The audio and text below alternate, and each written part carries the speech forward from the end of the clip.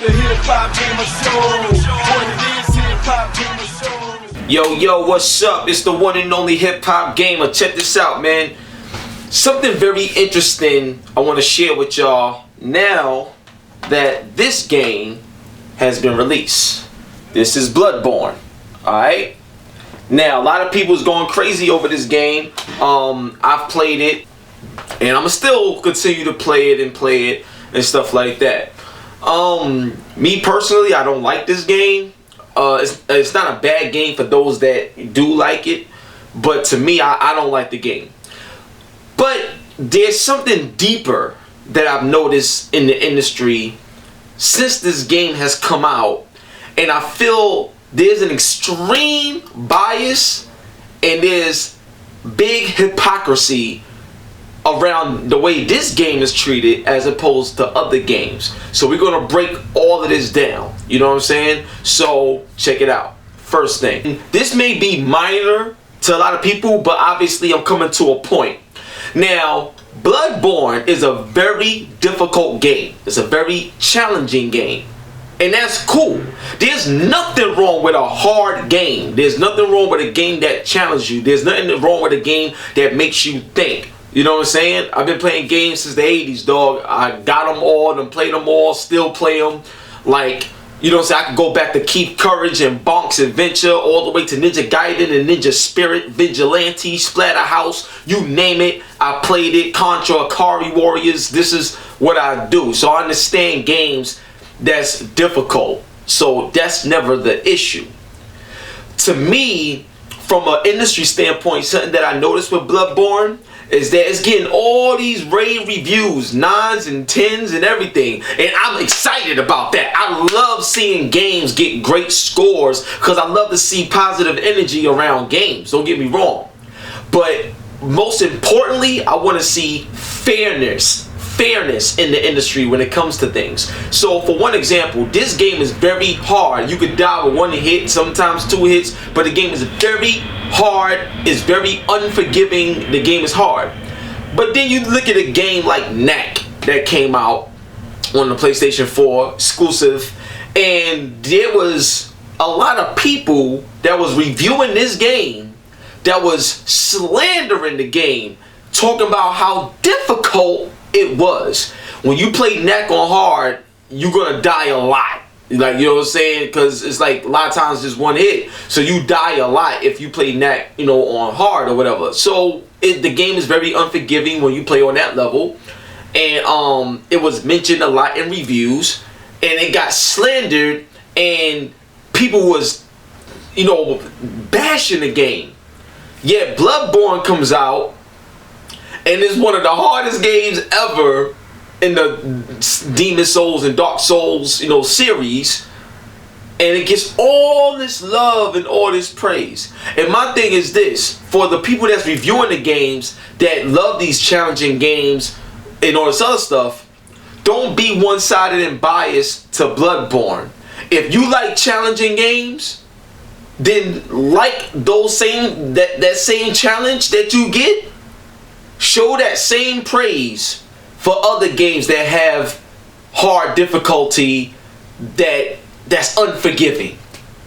That's my first point. And it's not just Knack. It could be Dying Light with their extreme hard mode, or it could be Devil May Cry Definitive Edition that just came out that has a real hard mode. There's a lot of games. Resident Evil is a very hard game. I think it was Resident Evil 5. Like, there's a lot of games that's just hard. Like, no matter what, like, it's just a hard game. So when Bloodborne gets praised for being so challenging, and challenging to the point where it's damn near a handicap, it's almost ridiculous, where it eliminates the fun of it, in my opinion, show that same praise and energy to these other games that has been slandered in the industry for doing the same things that you would see happen in Bloodborne. That's the first point. The second thing I would like to bring up is performance issues. Now, I'm seeing 9s and 10s and 9.5s all across the board for Bloodborne, and I love it. But I don't agree with how unfair the industry is being. Now, Bloodborne has frame rate dips, is slow in terms of the responsiveness of the actual combat. You know what I'm saying? And there's parts where, you know, there's clipping. You know what I'm saying? There's a lot of performance issues. There's long load times, which, you know, load times don't really bother me too much. You know what I'm saying? Me personally, I could sit through it and deal with it. But if a game isn't that good, in my opinion, plus it has long load times, it could bother you. But I don't really grade load times. You know, the game got to load, whatever. I don't care. As long as the game itself is good, I don't care. But there's people in the industry that will take points off of, like, Duke Nukem when that came out, when you got killed and it took you like 40 seconds to get back in the game. Oh my god, that was like the headline. That was like the title. This game takes too long to load, right? Game get 5s and 4s and stuff like that. A lot of it dealt with the way it loaded, right? But Bloodborne, long load times, we can overlook it. So if you could overlook Bloodborne for its performance issues, load times, and everything, because like I said, frame rate dips, consistent frame rate dips. Now you know, when you play a game that has bad frame rate or a lot of frame rate dips, it interferes with the feel of the game. It interferes with the performance of the game. It interferes with how you play the game. And it interferes with it because what you're looking at isn't how you feel, and like getting engaged in the game is harder. You see what I'm saying? But all that stuff gets overlooked. And what surprised me is my man Jim Sterling, Jimquisition, he gave this game a 10. And it got crazy performance issues. But he gave it a 10. But normally he's bashing and slandering every game out there. You know what I'm saying? So to me, I feel like, what's the agenda here? Because if you notice, and we all know this for people that's in the actual industry, when they send you certain, I'm not saying this happened with Bloodborne, but I'm just saying this particular scenario has happened before. We've seen the whole EA Machinima scandal and everything like that, how you're not allowed to say anything negative about the game if you agree to do this review, and you got to live stream it at this time. Everybody got to do this in sync at this time. There's a certain perception that these companies want to portray to help their game sell better in the eyes of the media. You see what I'm saying? So I'm not saying this same thing happened with Bloodborne, but from what I see and the perception that I'm visually seeing, is on the same wavelength of how that has happened. From, you know, from the way the live streams are happening, you know, like damn near all at the same time in unison. The verbiage from what people are saying about the game, everything is so similar to the point where it's almost robotic. It doesn't feel organic and natural. It looks a little funny, but that's just a theory. But we've seen this before, and that's why I put that out there. You know what I'm saying? But even with the performance issues, when it comes to Bloodborne, they like, give it a pass. It's alright. It's challenging. You die a lot. It's cool. Yeah. But you're not speaking about these things. But when Assassin's Creed came out, and they had performance issues, oh, this game, don't buy it. It's horrible. What, Ubisoft, what are you doing? You see what I'm saying? I don't like double standards in game. If a game is hot and you like it, great. If you don't like a game, great, that's cool. But whatever principles you have as a gamer that make you decide such things, let that be existent across the board. Don't let it happen when you feel it's convenient or you feel it's necessary now. Because there's a lot of people, and I'll give you an example, and I believe this is when Metal Gear Solid 4 had came out on PS3. They was coming out with an online component, and I believe it's Metal Gear Solid 4, I could be wrong.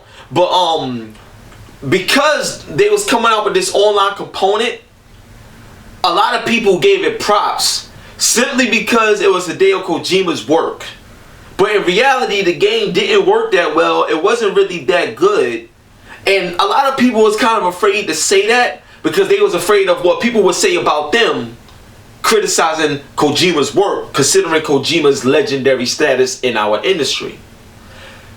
It's all about being real. It's all about being fair and being true to your own standards. If you don't like long load times in games, make that be known in every game you review. If you don't like performance issues in games where there's frame rate dips and you don't like that and you speak harshly about it, speak harshly about it on every game that has it. Not just a game or some games. Be fair and be neutral and be consistent with your likes and dislikes, pros and cons in gaming in general. Because as of Bloodborne right now and what I'm seeing, there's definitely a lot of see. Now, here's the next point I wanted to bring to you.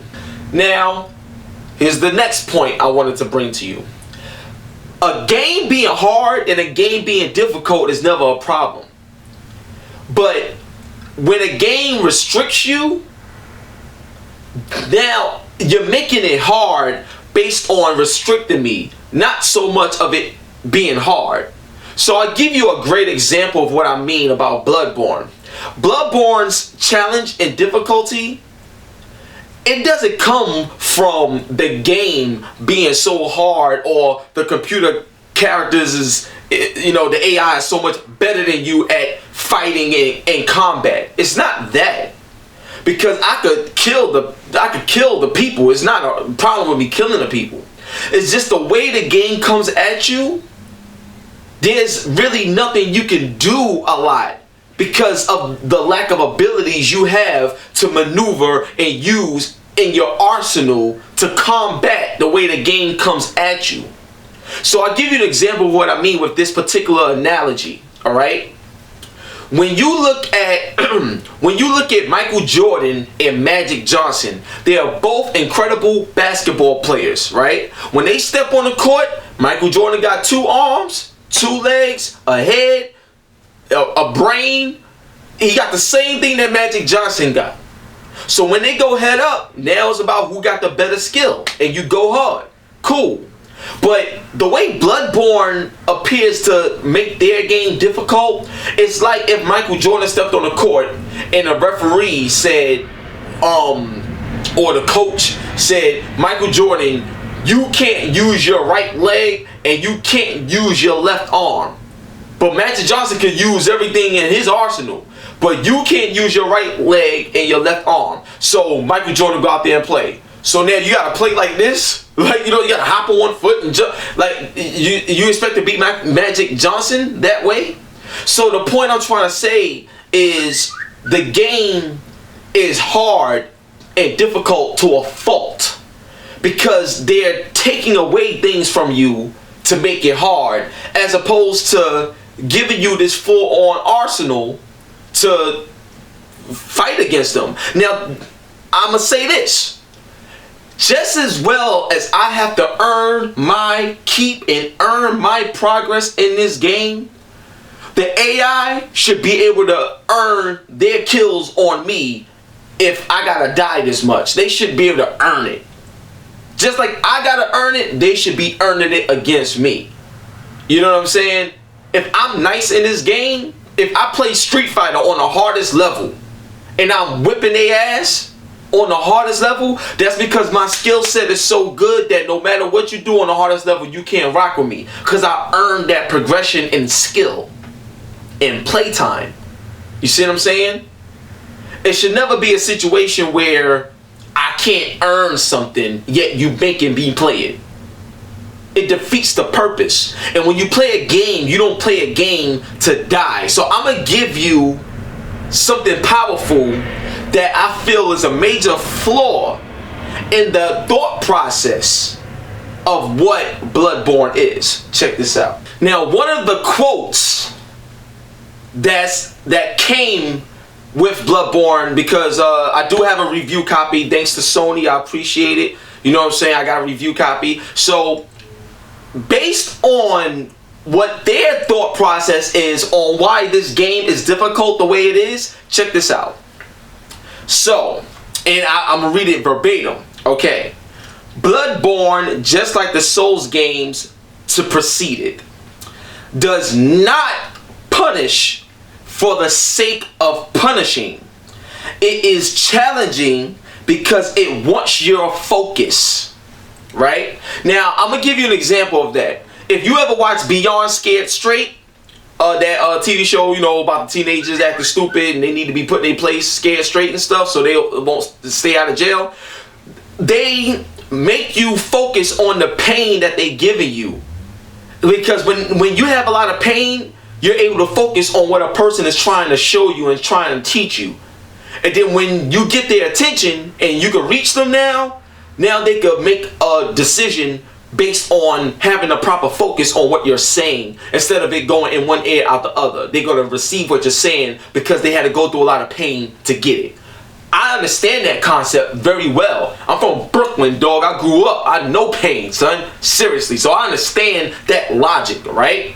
But here's the problem that I feel the game has trying to get that message across. Now, the thing is, if you're challenging me because you want my focus, what is it that you want me to focus on? What is the goal here? How to play the game? Because I know how to play it. That's the first thing. I know how to play the game. So you can't make me focus on that. That's one. Two, if there's something that I'm supposed to see that you need me to see, where is the explanation within the game to make me see what you want me to see, so going through the pain of the game makes sense to the player? There's a lot of, that's what I mean by the game being empty. There's a lot of stuff happening, but it's a lot of nothing happening. Like, they give you a little brief synopsis on what the story's supposed to be, but then you're going through this game, you don't understand why you're doing what you're doing, and there's a lot of pain for the sake of pain. But there's no logic or a proper tutorial making you understand why or how to get through this pain. Like, you know, there's just a lot of things missing in terms of the point that they're trying to make. And that right there, I feel, is something that's flawed in terms of them wanting your focus. Because whatever focus you want me to have, what am I focusing on? Like, you know what I'm saying? What do you want me to focus on? The enemies? Because I've been killing enemies, so that's not the problem. Like, actually the enemies is not really that hard. The only thing that's hard about the game is the lack of checkpoints and going through everything over and over and over again. That's the painful part. Actually playing the game and fighting against the enemies is not the hard part. The hard part is when you get abundance of a lot of stuff happening and you can't really maneuver and do things. Like when you want to dodge, okay, you dodge, but you can't block, you can't counter. There's no combat system. It's more like a tag system where tag, you're it, and if you're it, you know, that's it. So you gotta kind of like double dutch it a little bit. You know what I'm saying? Step in, step back, step in, step back. When there's too many people coming, back up, back up, back up, throw a Molotov, try to evade like that. But you can't really mix it in. So that's cool. You know what I'm saying? I still feel that according to what they want from you, they don't give you anything. Now, here's another thing that they said that I felt was very interesting. Now, they says you will die repeatedly. Everyone dies. This point is hammered home in the tutorial of every one of these From Software RPGs. Okay? Now, you are forced to die. And you are then taught that death does not mean you lose everything. Not necessarily. It's part of the learning. Part of the complete experience. Okay, so what am I learning from dying in this game? Like, because my thing is, if I die in this game and I start all over, okay, but what did I learn? What are you telling me? Like, what are you showing me in this game that I need to learn from dying? Like, You know what I'm saying? If there is supposed to be some sort of benefit of me dying, then when I die, give me a special weapon. When I die, give me a longer health bar. When I die, make it cool to die. Make it beneficial for me to die. Like if I get to a certain boss and I can't beat this boss, then I want to die as much as I need to die to get the things I need to get. You know, whatever bonuses you want to give me for dying, and then let's get it popping. That doesn't exist. That's not there. So some of the things that they're telling me about this game in terms of why they make you go through what you go through is flawed. What am I learning about dying in the game? Like what you know, and everybody in the comment section, if you got up to this point of the video, put a comment down. Let me know what you think about that statement. What have you learned in this game from dying? Did they tell you more about the story when you die? Do you get any type of weapons or special power-ups when you die? Or when you die, you start back and you do all that shit over again, and the only thing you learned is that I died here, so let me do something different when I get to this point. But then what happens when you get to the next point and you die again? Like you keep learning that you don't do this? Like, that's not learning anything. That's just dying in the game. And you die a lot in this game because there's a lot of restrictions in this game. If you're going to have a whole bunch of enemies and all different types of enemies coming at me and stuff like that, then give me more of an arsenal to balance it out. You know what I'm saying? Like, do those type of things. That's my point. Another thing I want to talk about is certain remarks that I've seen. I've seen remarks from a lot of people and journalists saying that this is Sony's first official killer app on a PlayStation 4. Me personally, I think that is the most embarrassing statement a real gamer and a real game journalist should make.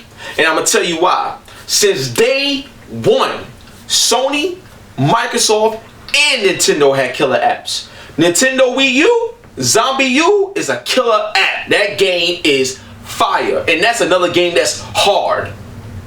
That game is very hard. You're going to die a lot in that game. And that game is also very unbalanced.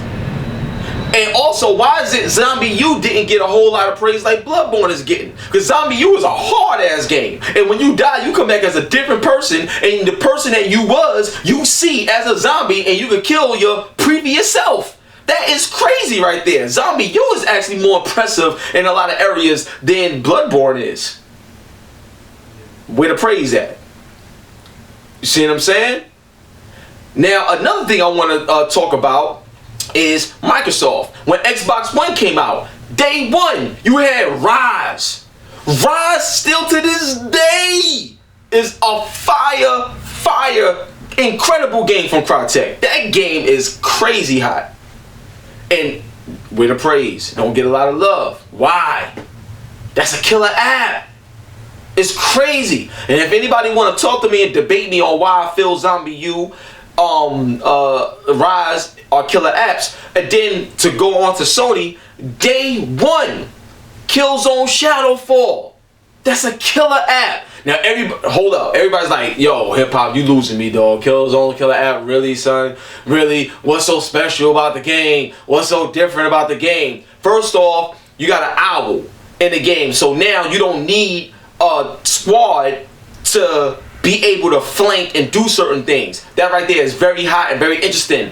The environment is a lot bigger and objectives is in different areas, so you can kind of pick a path instead of just automatically going the path you're told and stuff like that, which is very different in a Killzone game and stuff like that.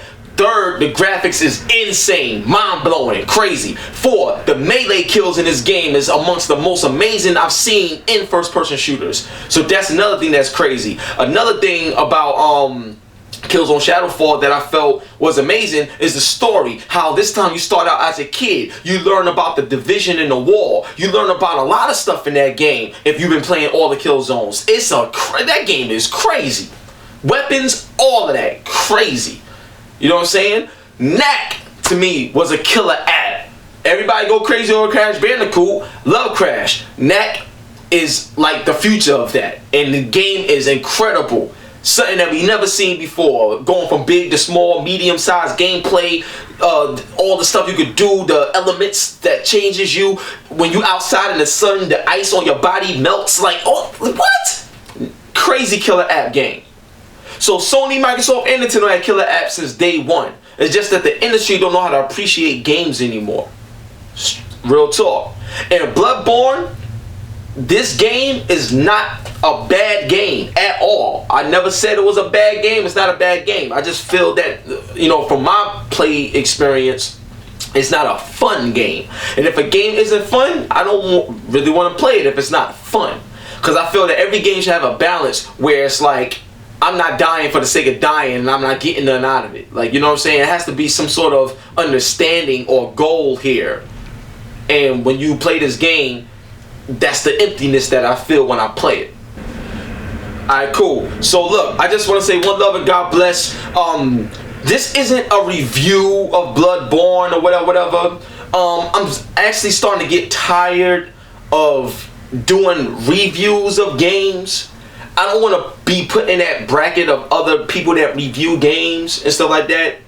What I want to start doing, you know, and maybe it's another way of reviewing games, another form of it. But what I want to do is I just want to play games, show y'all my playthrough of the game so you can see how I come to the conclusions and the thoughts that I have about a game. I just want a real experience to the best of my ability to give y'all on every game that I play. You know what I'm saying? I just want to be truthful and real with y'all. That's it. I want you to take my word for things, but even I want you to take my word for it so you can respect me, but I also don't want you to just take my word for it because I want you to respect yourself more. You feel me? So I want you to take my word for things so you can respect me, but I'd rather you take the word for yourself because I'd rather you respect yourself more. Alright? So I just want to say one love, God bless. For those that love that hardcore challenge, get Bloodborne now because you will love it. For those that's that never played, you know, a Dark Souls, Demon Souls type of game, and you know you just looking for something different from the norm, definitely pick this up. But if you one of those people that just want to have like a point A to point B fun experience and stuff like that, then I would encourage you to rent this first or share play it with a friend that may have it or something like that. You know, I always encourage people to play games, period. Always play games. Whether I like it or not, don't matter. It's all about how you feel. But yeah, man, this, you know, this just didn't do it for me. Alright? So yo, it's your boy Hip Hop Gamer, Hot 97 GameStop. Keep it gangster, dog. We out. Peace.